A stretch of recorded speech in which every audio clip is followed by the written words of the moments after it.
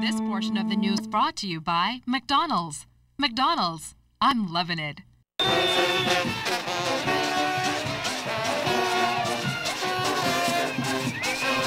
The countdown to the Bahamas' first carnival set for next May is on. Are you dancing?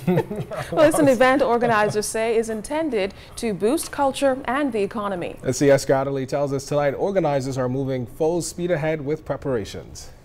Some good old rake and scrape, the pulsating sounds of Junkanoo and fireworks took center stage during a cultural explosion in Pompey Square as Carnival 2015 was officially launched Wednesday. Guests got a sneak peek of what's to come, giving Bahamians and tourists another reason to love the Bahamas. Prime Minister Perry Christie explained the benefits of hosting this event. But the foundation of this was to be a cross between developing our culture in a commercial context, providing opportunity for people, but at the same time making a major intervention in the economy of the Bahamas. Creating an experience where thousands of visitors would be attracted to our shores to participate in this expression that will take place in May of next year. From May 7th to 9th, everything Bahamian is expected to be showcased to the world. Tourism Minister Obi Wilshcombe, Youth, Sports and Culture Minister Dr. Daniel Johnson, and Chairman of the Bahamas National Festival Commission's Paul Major all gushed about the positive impact the carnival will have on the country. Junkanoo is the beat that gives the Bahamas its rhythm. It is that festival, that celebration that we intend to take around the world, to share with the world, to put on every main street in the world, and to ensure that the world comes to the Bahamas. And when you come to the Bahamas, you enjoy our celebration. We're getting ready to relaunch Bahamian art and culture in a way like you've never, ever imagined. Now is the time. This is the place. A lot of money is going to be spent in the Bahamas, so it behooves all Bahamians with an entrepreneurial bent to get involved and try to get a piece of that cultural, economic pie. The Bahamas Carnival in the spirit of Junkanoo will be made up of 4 events. Junkamania, a concert of Junkanoo orchestras. Music Masters, where Bahamian musicians will share the spotlight with a Grammy award-winning artist. Midnight Rush, a Junkanoo street rush, and Road Fever, where attendees will be able to let loose and shake up the streets during the main masquerade. C.S. Gadley, ZNS Network News. As the Bahamas lesbian, gay, bisexual and transgendered or LGBT community agitates for formal recognition in this country, a Bahamas Pride Freedom Weekend is set to take place in Grand Bahama starting tonight through September 2nd to celebrate the diverse Bahamian LGBT community. While organizers say this is not the first time they've hosted such an event, some argue it's the first time it's being publicized at this level. And tonight our Charisma Robinson tells us it's an issue that's now attracting some serious pushback. Human rights advocate for the LGBT community and director of advocacy for SASH Bahamas, Aaron Green, says Freedom Weekend is not just an event, it's a part of a movement. The movement is to be healthy citizens and to grow a healthy country, to have our citizenship recognized officially, not just in the Constitution, not just on paper, but by officials that create and speak and enunciate government policy. Green says the event has attracted international attention and they are expecting major support from both the local and international community when it kicks off at a resort in Grand Bahama. SASH Bahamas, the group hosting the event, has been making its push through its Facebook page and official website. SASH says it's dedicated to addressing behaviors and attitudes within the Bahamas which contribute to STIs and HIV infections.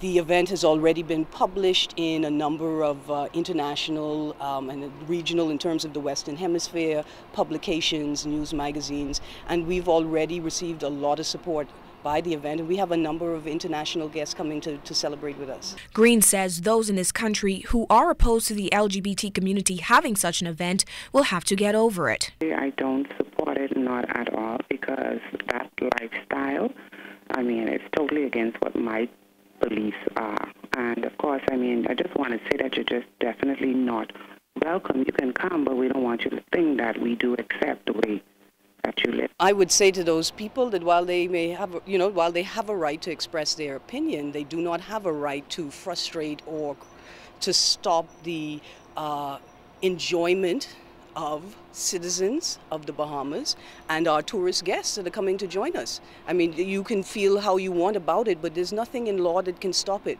We have a right to freedom of association, we have a right to freedom of conscience, and we've decided that we are going to come together and celebrate ourselves. Green could not confirm how many people are expected to participate in this weekend's festivities.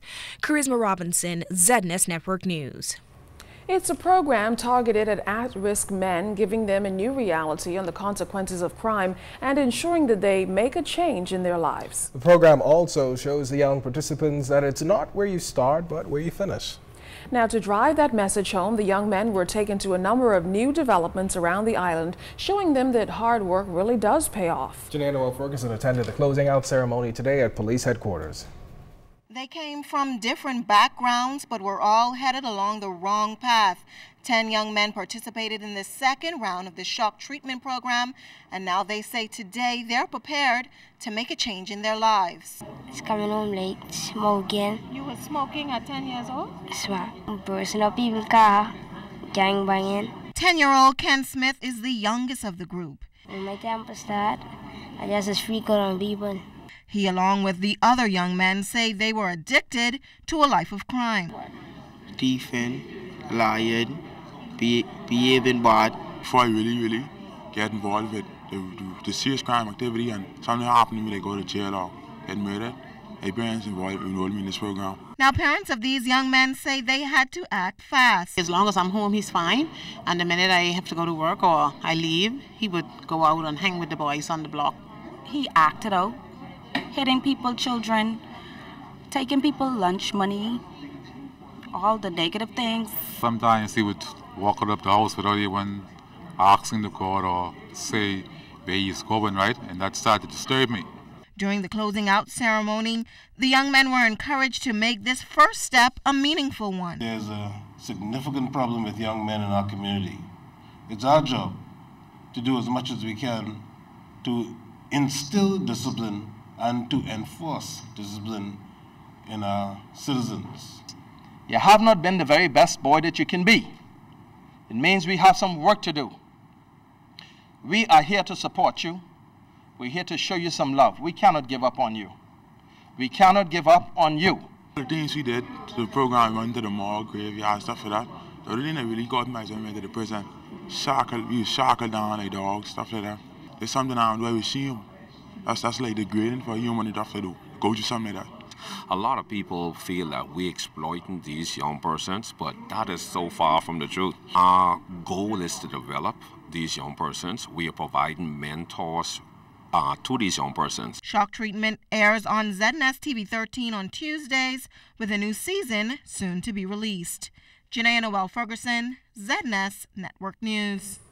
Now, the finale of the Shock Treatment series will be aired right here on the ZNS Network next week, Tuesday. We invite you to join us for that. Well, 2014 has seen a marked improvement in BJC performance for 2 junior high schools here in New Providence. Between the T.A. Thompson and H.O. Nash Junior High Schools, students scored nearly 300 A's on the national examinations. T.A. Thompson more than doubled 2013's average. District Superintendent for the Northwestern District, Howard Newbold, says it's a significant accomplishment that has been achieved through efforts to make schools more student-centered. We're not celebrating simply because of the results that we're seeing. We are celebrating because the programs that we put in place assisted in producing the results that we would have had in 2014. T.A. Thompson, for example, on the BJC examination, in 2013, there would have been 61 total A's. This year, they had 134. H.O. Nash would have had 103 A's, total A's, last year. This year, 134. Newbold says the Northwestern District has managed to reduce the number of student absence from the national examinations. In 2013, he says 51 students, that is, missed the exam at T.A. Thompson, but that number was reduced to 83 this year. What does it tell me when we analyze these particular these stats? What it says to us is if students are good in language, they're able to read, they're able to write. If they're good in math and language and science, they're not only able to read and write, they're able to understand what it is that they read, they're able to do the application to that they would have read, and they're able to create some things as a result of what they would have learned. This portion of the news was brought to you by McDonald's. McDonald's, I'm loving it.